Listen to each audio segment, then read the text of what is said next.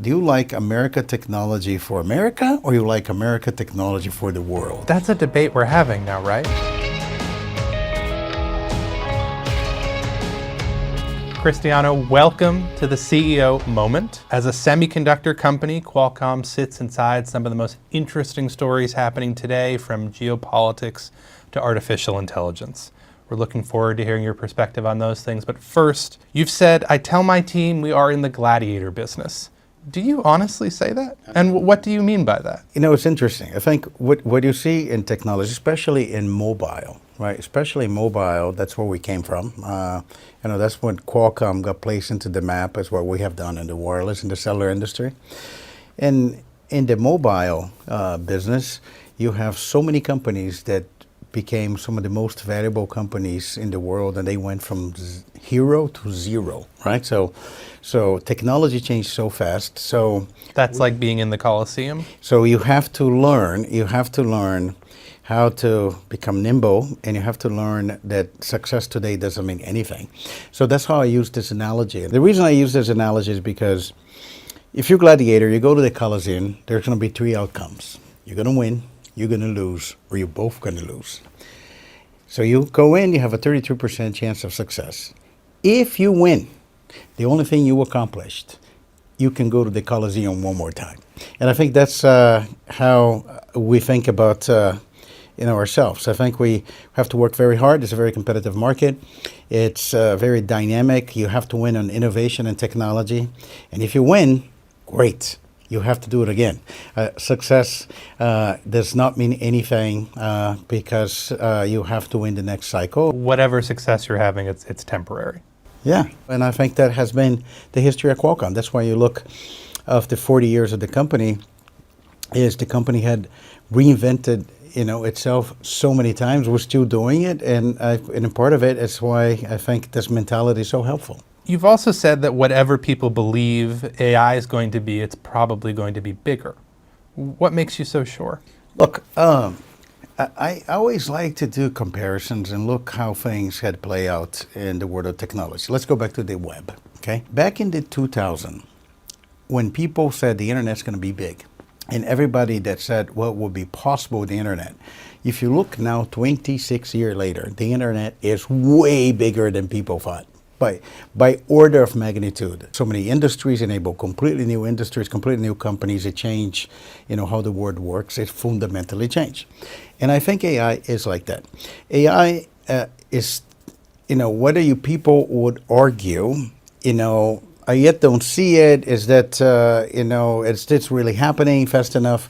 But when you look at the potential of this technology, it's probably underhyped in the long run. It's a fundamental change, how computers are going to be built, how we're going to use computers. There's so many elements of that. It changes the human-computer interface. We can now interact with the computer the way we interact with ourselves. That's going to change devices, going to change our mobile devices.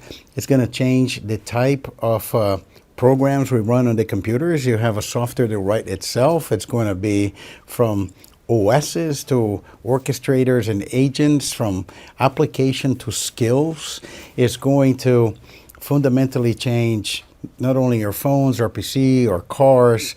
It's going to create a whole new field of robotics. It's going to change the internet. It's going to change search. So it's very big. It is actually that profound of a transformation. We'll get back to how big it is, but to your original analogy about the gladiator business, you surely recognize as a CEO that a lot of the companies that were on the rise in 1999, 2000 are no longer with us today. We survived, and I think that is absolutely the case, which means the interesting thing, even about AI, I go back to the internet comparison. If I had said in the early days of the internet, oh yeah, the social media winner is Orkut, or the social media winner is MySpace, it is done, it's game over. No. The map is MapQuest. No.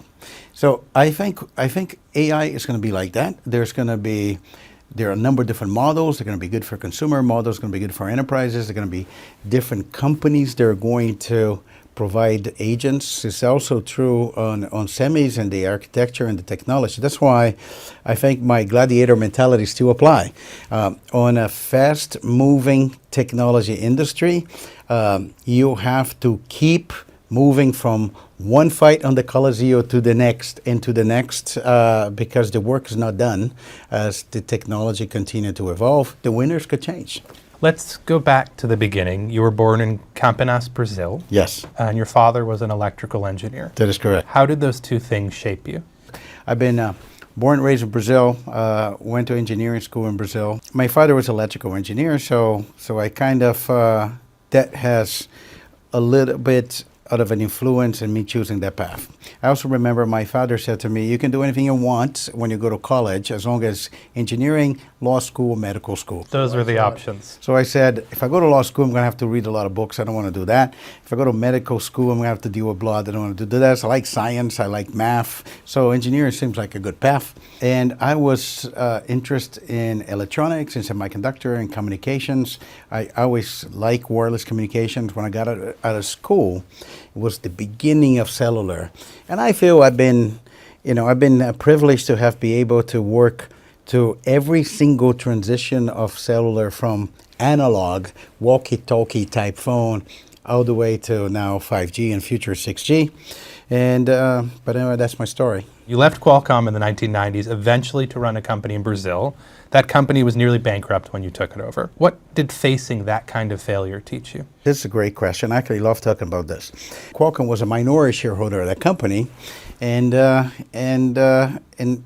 they wanted to put together a team to go restructure that company and try to make that company viable. So I volunteered to go because I always thought that I had experience in a fast-growing company, but I want to get experience in the distress environment. And I thought it'll be a great, I think, management experience for me. And it turned out to be. In the almost 3 years that I was there, I think I learned 10 of experience in 3 years. If you're in a distressed environment, you're trying to worry about how you make payroll, how to pay taxes, and how you keep the lights on. What about you do you think made you seek that out? I always have this thought process that if you want to be a well-rounded executive, you need to get experience how to grow a business fast, how to optimize a business in steady state, and how to deal with the stress environment. And I thought that was a great opportunity. I like the challenge. I like to take things that are very difficult to do, and it was a great experience for me. And I think when we stabilized the company to positive EBITDA, the operator got sold to a bigger operator, and then Qualcomm asked me to go back and go work on the semiconductor business. Well, let me ask that question a little bit differently. You've been at Qualcomm for most of your career, yes. But what did you learn about the company that you could have only have learned by leaving it? At the time, it was the beginning of broadband in cellular. This is prior to the smartphone. And actually, one of the things I did, there was this first time that somebody got a megabit data speed on a cell phone. It was a technology that Qualcomm created at the time called EVDO. And being in that company was one of the first deployments of EVDO in Latin America. So I always knew that the direction that Qualcomm was going, it was a very successful direction, ability to predict what's going to happen in wireless. That was kind of also eager to go back to Qualcomm in San Diego after that mission was accomplished. You're the fourth engineer in a row to run Qualcomm. Do engineers make better CEOs than MBAs? Engineers make good CEOs at Qualcomm. And the reason is because we're an engineering company first. I think the majority of our employees are engineering. We invest significant amounts in technology and innovation. This summer, you'll be recognizing your 5th anniversary as CEO. You started during the global chip shortage. Looking back on that period, is there anything that you would have done differently? I don't know. I think possibly. Like what? At that time, we were starting the process of transforming the company. We just had some some challenges that we had to overcome on a legal battle, overcoming a hostile acquisition attempt. Very challenging time, and one of the things I did at that time was I said we needed to accelerate the technology transition to be able to change the direction of the company. So we actually, in the middle of the biggest adversity, which is right before the chip shortage, we kind of accelerated 5G by 2 years, which created a new cycle in the wireless industry. And then as we deal with the transition and the massive shortage we have on chips, I think we did the best we could to continue to be focused on the diversification of the company. One thing, if I had the crystal ball, right? If we had a crystal ball, we had to make priority choices at that time, and we decided that we needed to stabilize the company, build the adjacent business, and wait until we execute on our data center plan. In hindsight, we probably should have started back then. But you fear you were too slow to that. We had to make priority calls, and we didn't have all the assets that were necessary to succeed in the data center. So we kind of prioritized other opportunities. In hindsight, if I could go back in time, knowing what I know today, we'll find a way to accelerate our ability to build a data center plan. You envision a world where how humans interact with information moves beyond the smartphone. History makes me very nervous about this prediction. We have that company called Humane and their PIN. We had Google Glass. We had Specs from Snap. We even had our adventures in the metaverse. None of these things really took off the way that the prophets of these devices said they would. Can you convince me now that that future that we've been waiting for is finally here? Yes. I am going to go back to history, but I'm going to go back to history a little different than you did. But you have to really zoom out so you can see the whole picture. When we think about transitions in mobile, so I'm going to tell two stories. One story is you had phones in digital cellular, 2G, everybody had a phone. That was the feature phone. They started showing up, candy bar, flippy phones, and all of that. I was playing Snake on my Nokia. Yes. And then you started to see those phones getting color display, they play music, and etc. On the other side, you have PDAs. You have Palm PDAs. Remember the Palm, the Sharp. You have PDAs. So Qualcomm, we started to think about it. This is way before the smartphone. We started to think about it. What if we combine the two? We have the PDA and the phone together. So the first, we put a 3G card into a PDA, and then the company that we sold it to Kyocera, because we used to make phones, did the first Palm in a cell phone form factor. But those things were early concept. There were a lot of missing things around it. You still don't have broadband. You still don't have the ability to run a high-level OS. You still don't have a mature concept of an application ecosystem. But you could see the direction that this was going. When you had ability to now do broadband, you have now a mature internet, and then all of a sudden you have the processor. You figure out, I can now make this into a computer. I can have a whole OS. I'm going to App Store and broadband, and the smartphone revolution change with a trajectory that was unbelievable. And I think today we start to think about it. How could we not have smartphones, right? The first time that we work on the Meta Ray-Ban glass, Llama didn't exist. So what was the idea? That you're going to be walking around and there's cameras and you see something you like, you press a button, you generate a story, you post on Instagram. But then something happened. Llama happened. All of a sudden, I can connect to an agent. I can ask a question, translate this, read this, who's this person, who's that? And then you started to change it. Every new big transition, you have a lot of experimentation. Like right now, I have 40 different designs today of people doing personal AI devices. There are companies doing glasses, which is obvious. Their jewelry, their pendants, their pens, their bracelets, their watches, everything that can connect to an agent. There's even something that looks like an alarm clock that you can talk to it. What all of those things pan out, I don't know. I tell you what, right now I'm very comfortable making one bet. Glasses will, because this is a prime real estate. It's close to my eyes, to my ears, to my mouth. When I turn my head, you see what I see. And then the real question to drive success is, how much does AI mature so that gradually workload starts to shift? So tomorrow, there may be things that you do on your phone today, and it's going to be just more convenient you may going to do in your glasses. Like you get a bill in a restaurant, you look at the bill, and you say, please pay this bill right now with my check-ins account. And that's it. We see some use cases that I may be talking to you, and then I go somewhere else, and the agent will say, Cristiano, I notice you have a break right now. Can I talk to you about a conflict in your calendar? I said, yes. I said, there's this meeting that pop up. Which one's higher priority? This meeting's high priority. Can I schedule the other one? Yes, please do. And actually, I saw some applications, the agent actually call a person and negotiate a time for another meeting. So if those things start to get a hold of new friction, people are going to interact with the computers a little bit different, and that could be a different device. I understand all the ways in which this innovation is going to bring down friction, but I also think about all the ways that it will create new types of friction. Yes. What concerns do you have about, say, privacy concerns? You're describing a world where there are recorders all the time in my glasses, maybe on my ring. Everyone around me is recording what's happening, perhaps to help them live a more optimized life. But what about for those of us who don't want to sacrifice some of the ways of life that we have to? Look, this is a great conversation. Let me go to the worst case scenario, then we bring it back.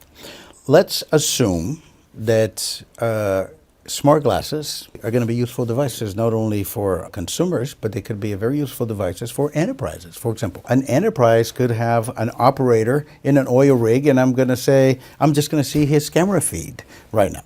So we have a bunch of different applications for this that can be very useful, can teach people new skills, or can help you as a consumer because it sees what you see and can engage with you in real time. One of the features of the upcoming transition to 6G transform all of us in walking cameras in this world. So now, in that case, you're going to say, well, it's better be from a trusted company with somebody that's going to respect my private choices. But as a human, surely you know the feeling of sitting on an airplane or being on a subway or being at dinner and you notice that someone's turned their phone at you and what that feels like. And the world you're describing is one where that's happening all the time to all of us. That doesn't concern you at all? This is a nascent area of technology transition. I think there is going to be a lot of regulation. It's still early, but I expect that privacy, by definition, is going to, I think, to require a lot of user permission. And then there's a lot of things that yet to be decided how you're going to use this technology. That's why I think adoption of those things are probably going to be use case by use case. Is it important for you for Qualcomm to be seen as an AI company? We are no more just a communications company. We're doing computing devices. We have one of the fastest processors for smartphones. We entered the PC space. We have an incredible amount of computing in car. The car is primarily now becoming a computer on wheels. And we're going to extend our computing to the data center. The future of computing is AI. So by definition, if we're a computing company, we're going to be an AI company. Those things are no longer separable. But I feel watching your appearances, watching how the company's communicating, maybe how you talk to Wall Street, a kind of pressure to say, hey, we're an AI company too, you should see that. Is that not the case? No, that's not the case. Absolutely not. We created a new business, the automotive business. Investors in the very beginning were 100% skeptical. Oh, this is a crowded space. There's so many players in the automotive. You have no experience in automotive. We're now going to be the largest provider of semiconductor in automotive. We just updated our design win pipeline to $65 billion. And we have a run rate now of $6 billion. And we're going to go to $10 billion. We don't have the need to say, look at us, we are an AI automotive company. Mm-hmm. The BMW Highway Autopilot, certified now in 60 countries, run on our ADAS stack. That by definition is AI. Assisted driving is AI. I said this for 2 years ago, before it was popular. AI is going to be distributed. AI is going to run on the edge. I even said resistance is futile. But to many that probably interpret it, look at Qualcomm try to apply an AI sticker to their other business. That's not the case. It's happening. I want to dig into the company strategy there. On the one hand, you've praised Edge AI, right? This is the ability to run AI on local devices like your phone. On the other hand, you seem to be making significant challenges to companies like NVIDIA and to give Qualcomm a bigger role in centralized compute, running AI on the cloud. What's going on here? Can you do both these things at the same time? Yeah, why not? Look, I go back to the company strategy. When I became CEO, 2021, we're primarily a mobile company. And primarily, we provide Snapdragon as a processor for phones and provide a modem to iPhones. That was primarily the company's doing. That's a big business, the company. We said, we're going to take this first step. We're going to diversify the company because we believe our technology can be disruptive to everything on the edge. And we said, we're going to go after automotive, the PC space, we're going to expand into broadband, and we're going to go into robotics. Everything that is not in the data center. So people said, well, that's a lot. Can you prioritize one? I said, no. We have the technology to do all of those markets. We built an automotive business, and we're starting to be very well positioned in robotics, and in broadband is now a mature business. So the next thing is we're going to extend our IP to the data center. And I think the exciting part is we have technology trends and growth in all of those different businesses.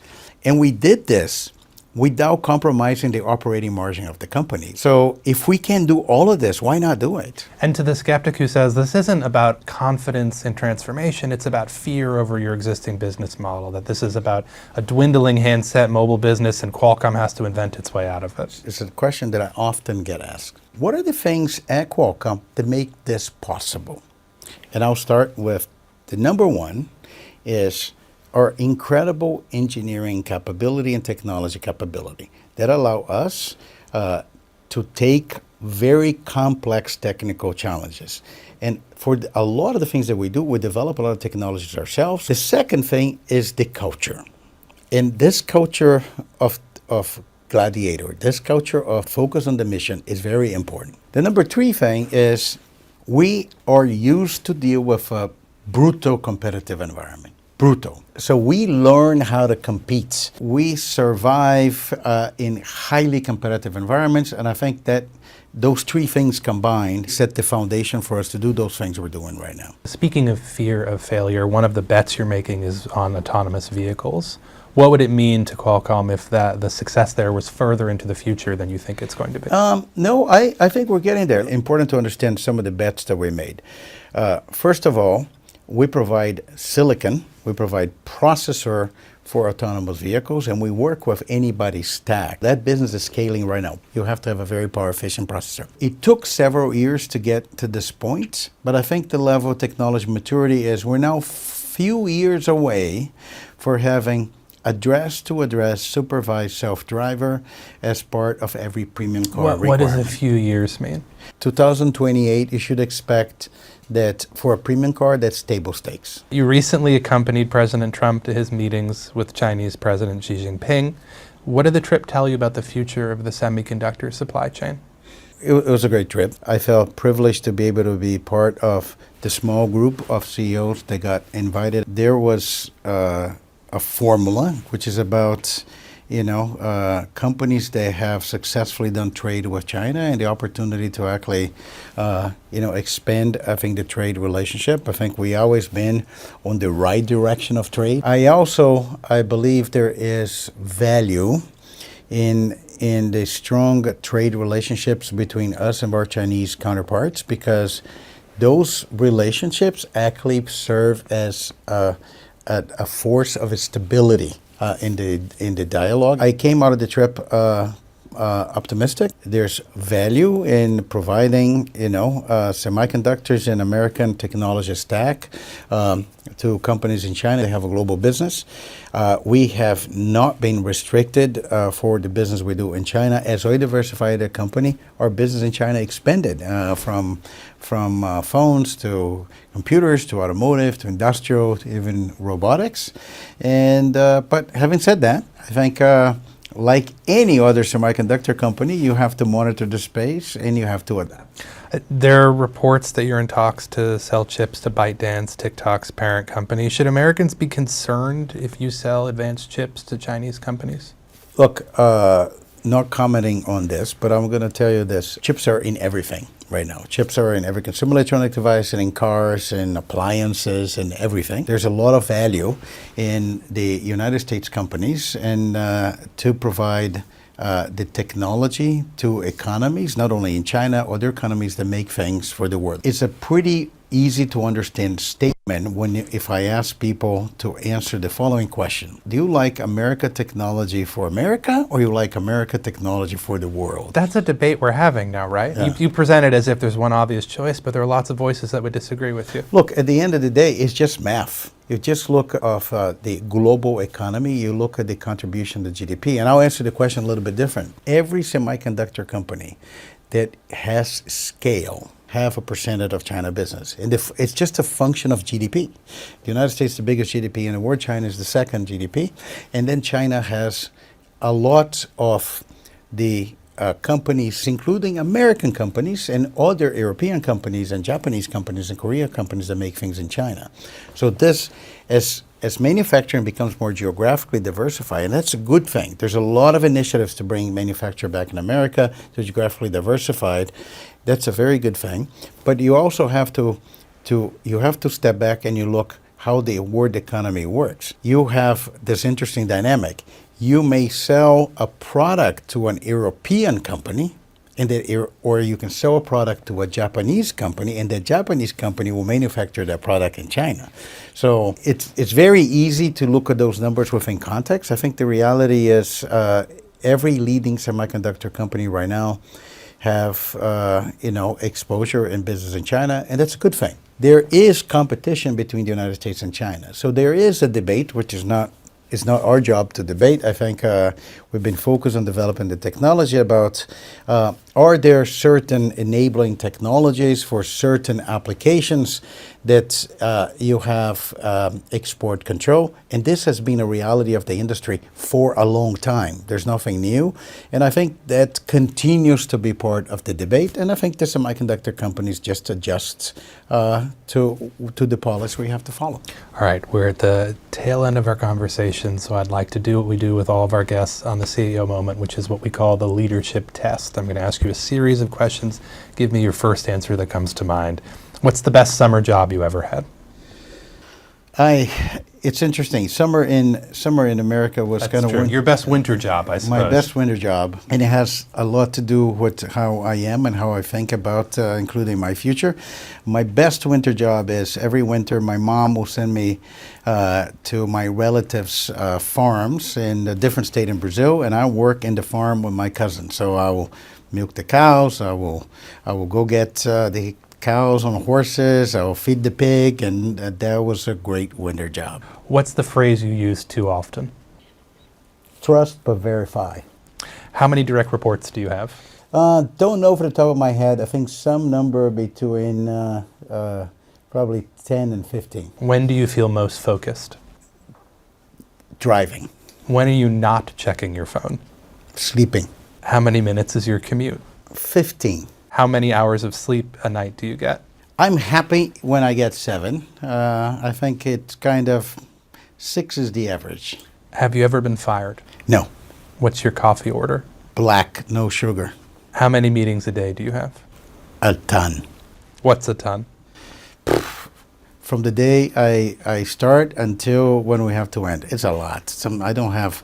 I often complain that I need some time. I need to respond to an email. I need to get out of the meeting. But there's a lot of meetings. We have a big meeting culture. What's the one question you ask in every job interview?